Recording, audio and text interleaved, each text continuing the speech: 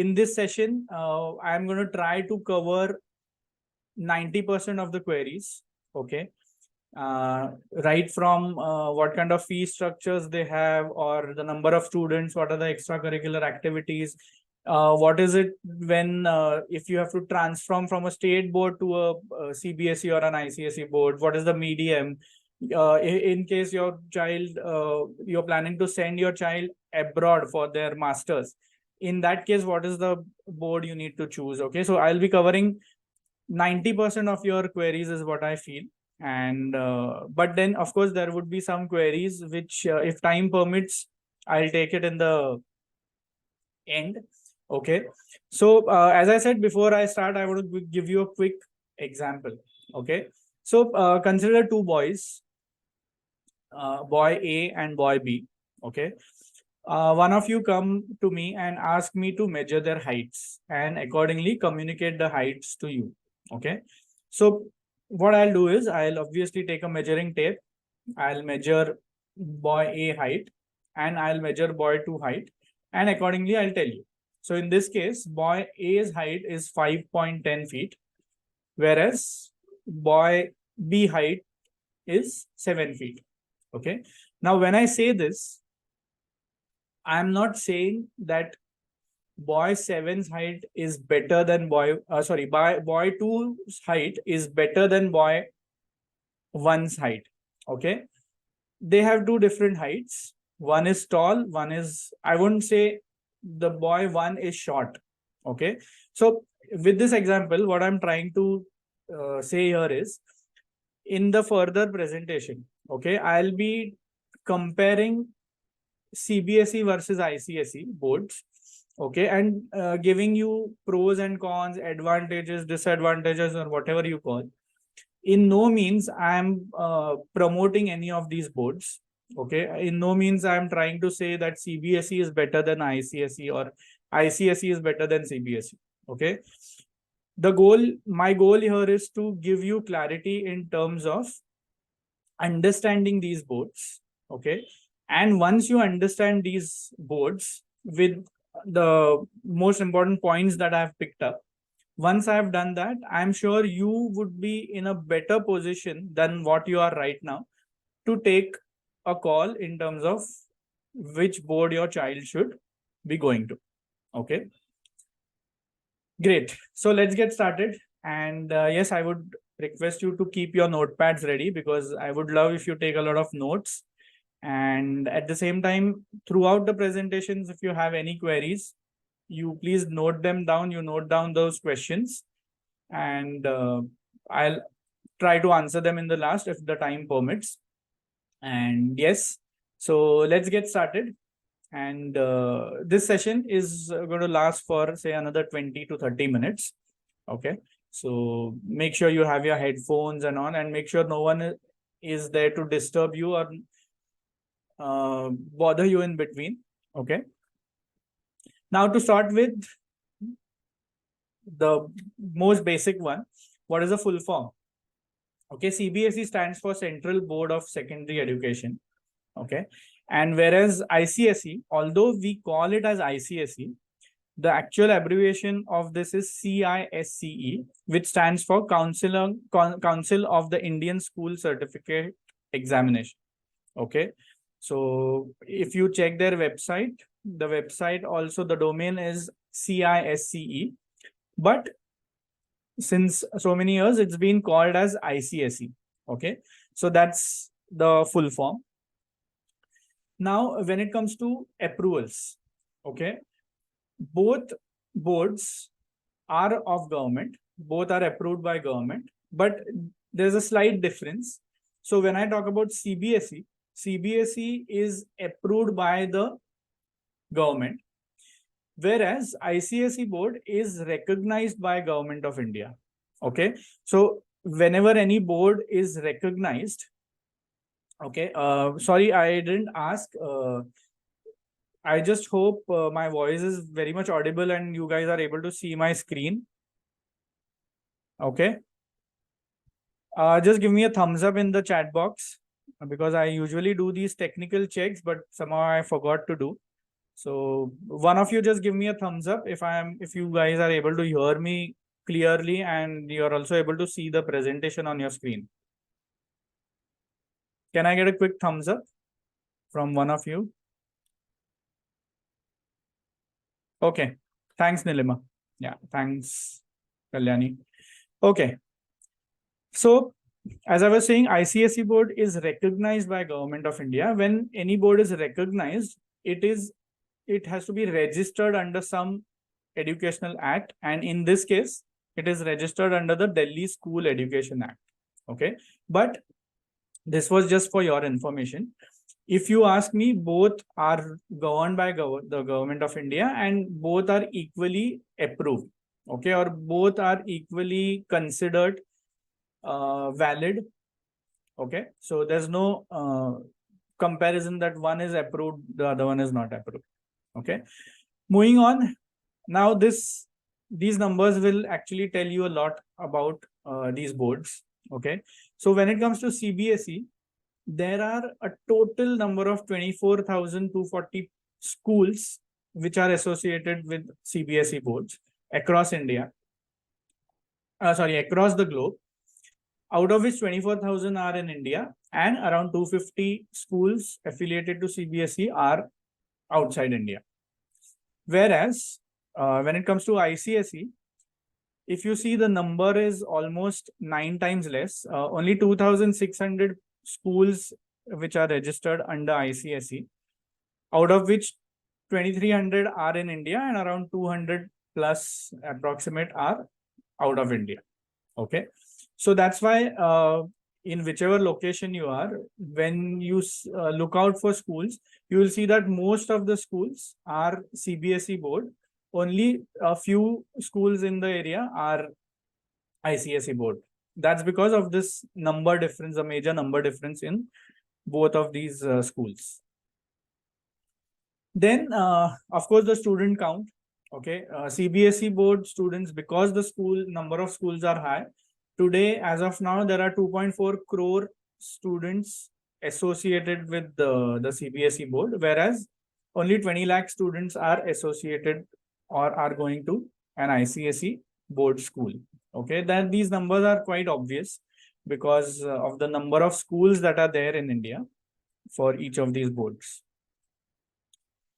Then a very basic one again, what medium? So CBSE board schools are usually for in English and Hindi medium, whereas an ICSE board would only be English medium schools. Okay, there wouldn't be any other medium board in when it comes to an ICSE, but in CBSE it's English as well as Hindi. Okay, so in fact that's why during the examinations, when the question papers are designed, CBSE board will have a question. I'm talking about the board exam. So they'll have a question mentioned in English, and below the same question is also translated and mentioned in Hindi language. Okay, that's because there are students who are also attending the same exam via a Hindi medium. Then we come to the major part, syllabus structure. Okay, see, now if you see in this whole presentation or in all my slides, I'm not going deep into the subject. Like if I'm talking about the syllabus, I'm not talking too much detail into that, because the reason being, I don't want to confuse you. Okay, and I just want to keep it very light. Okay, I just want you to have clarity in terms of when it comes to comparing both these boards. Okay, now when it comes to the syllabus structure, a CBSE board syllabus is quite defined. Okay, so when I say quite defined, so there will be a textbook. Okay, the same textbook would be recommended or would be used for all students who are attending a CBSE board school in any part of the country. Okay, it would be the same textbook. Even in the examination, the syllabus or the questions asked would be from the same book. Okay, so there's not going to be any outside the stuff that would be asked. And the scoring, okay, is comparatively easy as compared to an ICSE board exam. Okay, Reason being, the ICSE board exam syllabus is also defined, but it is also flexible. So when I say flexible, there would be a set of chapters that would be from the textbook, just like CBSE. But at the same time, the teachers would also recommend and would also suggest you some other books which are outside books. And then the questions might also be asked during the exam from those books, from the external sources. And that's the reason the scoring here becomes a bit difficult, because here in a CBSE board pattern, it is very clear what is to be studied. Okay, whereas there's a chance of some questions which would be out of the syllabus. Okay, so that's the major difference between the syllabus structure of CBSE and ICSE board. Now, when it comes to fee structure, to be very frank, there's no set fee structure, defined fee structure by the government. Okay. In both the boards, the fee structure will depend on the location, okay, as location of the school as well as the brand. Okay. So just to give you an example, a Euro school in say a place like Wakad, okay, might be charging an X fees, but a Euro school in Mumbai would be charging some different fees. Okay, although the syllabus, the board is same, okay, the quality of teachers, everything remains the same, but it depends on the location and also how known the brand is. Okay, in the same locality, two ICSE boards might charge different fees just because of the brand value that they have. Okay. Now, usually a CBSE board fee structure ranges between 2,000 per month to as much as 1,50,000 per month. Yes. No, I mean, these numbers are very right. I have not made a mistake, but yes, there are some schools which are also charging rupees 1,50,000 per month. Okay. But 95% of the schools, their monthly fees ranges between 2,000 to 10,000, and only 5% schools in India are those who are actually charging of monthly fees of more than 20,000, in the range of 20,000 to 1,50,000. And these schools are those who are also providing some hostel facilities and facilities like those.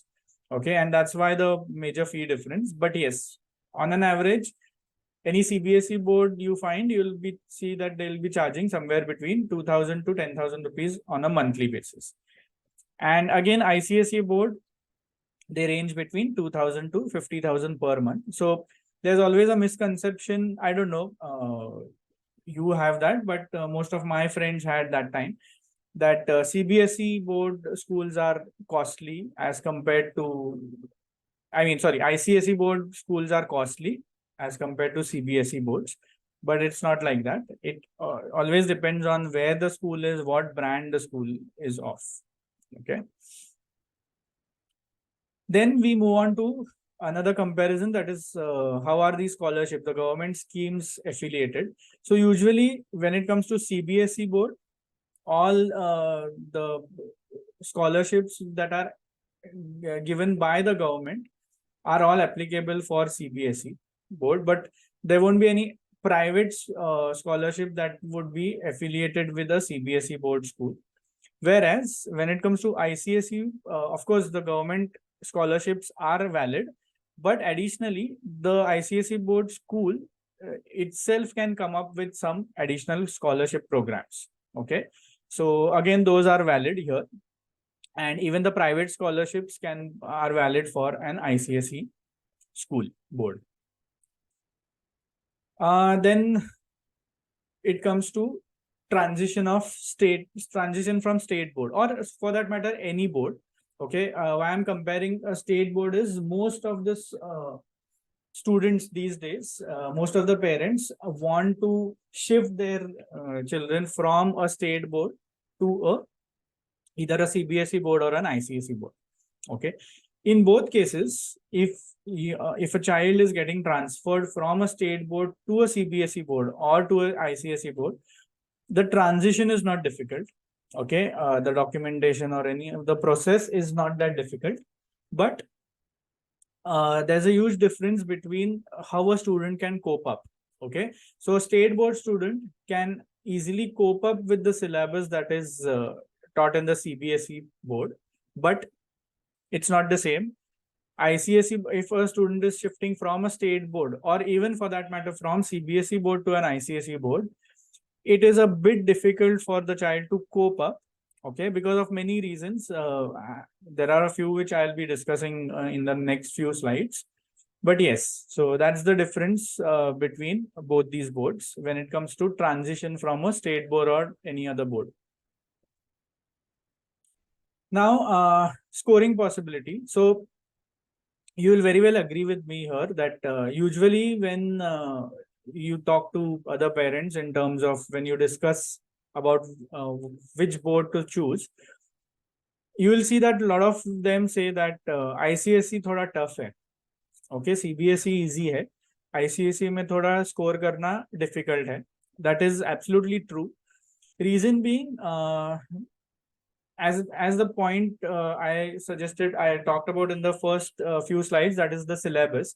So during the exam, the syllabus is not from any other external textbook. Whatever textbook is given, whatever chapters you have learned, the questions would be asked from the same textbook. And that's why it becomes easy for a child to write the answers as compared to something which is asked from an external source. And usually in a CBSE board, you will see that there are many students who also get 100 out of 100. Okay, so that's a student can actually score 100 out of 100, 100% in when it comes to CBSE, but it's not the same. Okay, comparatively, the checking is also difficult. And usually you will see that people say if someone has scored say 95% in CBSE, so they'll be like, yeah, it's fine. I mean, these days 94, 95 is something which everyone scores. But the same, if the child has scored with an ICSE board, they say that yes, this is really great, because if you compare the score, usually it's not very easy to score 90+% in an ICSE board, but it becomes easy to score even 100% in a CBSE board pattern. Okay.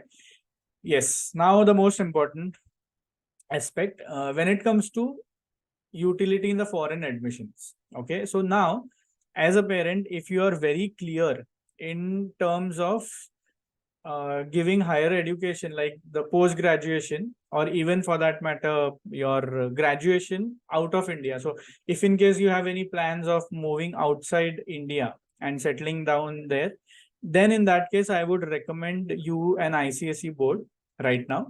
Reason being, it is more aligned to the international curriculum of higher studies.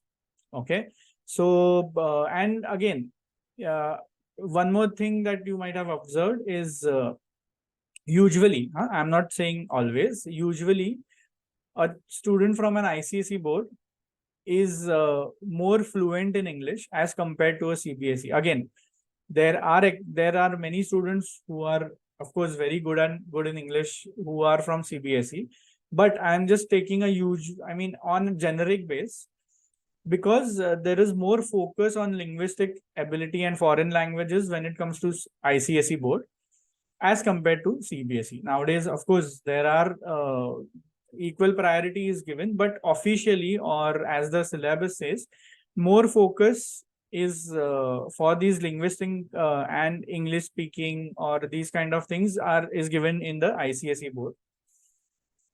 If you are planning not to go outside, if you have plans of staying here in India, and if you have no plans of sending your child out of India, then you can always stick to CBSE board, because the syllabus is very much aligned to the Indian higher education. So after 12th, after graduation, if the student wants to do a MBA, okay, in India, then I think a CBSE board would be more aligned to what he is going to learn in his masters. Okay.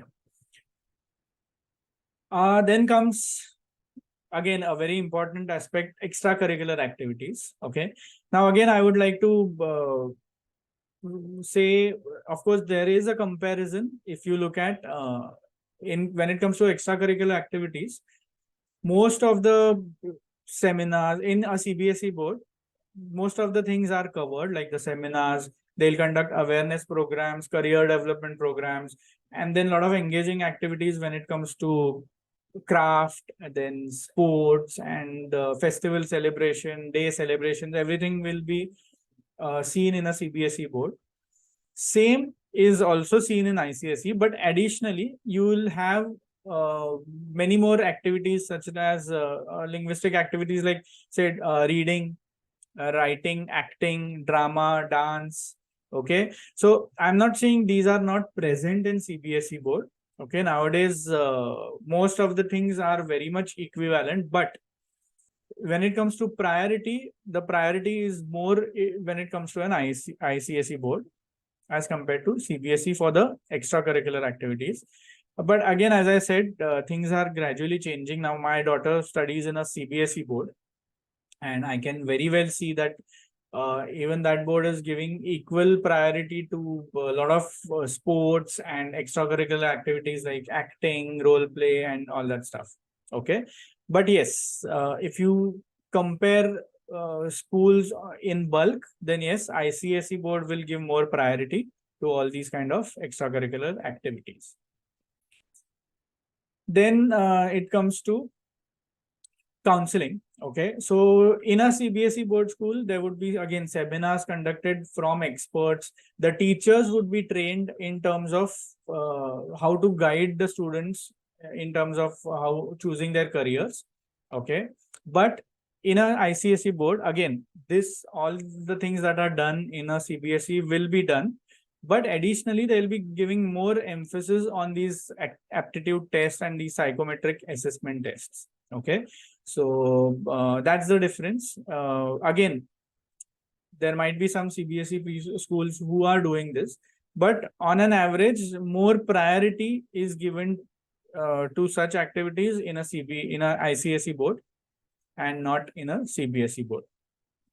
Okay, and yes, finally, when it comes to I'm at my last point now, the availability of coaching nowadays, right from fourth, or in some cases even from third, fourth standard, the child is going and attending extra coaching and tuitions, right? So if you look at a coaching class which caters to the CBSE board, there are n number of coaching classes available offline as well as in online modes. Okay, but when it comes to an ICSE board, there are comparatively less number of coaching or tuitions available. And that's the reason most of the ICSE board students, when it comes to coaching or any additional tuitions, they would be going to a tutor who is basically who has expertise in the CBSE pattern. Okay, so these are some of the points, and which I thought would be really important for you guys to know, and so that you guys can have a comparison, and depending on these points, now you can actually take a decision in terms of which board is right for your child. Okay, of course, as I told in my earlier disclaimer, that don't go by my exact words. Okay, you still have to do your research in terms of Google and wherever possible, or go and meet some educational professional counselors who would be able to guide you better than me. Okay, but I have just covered generic points. Okay, here. Yes. So before I end the presentation and before I start taking up question, I would like to say this quote. Okay. Whatever happens, I mean, see, you choose any board. Ultimately, let children explore the world at their own pace. Okay. For the weight of their career, expectations can dim the light of their natural curiosity. Okay. So it's a very crucial decision.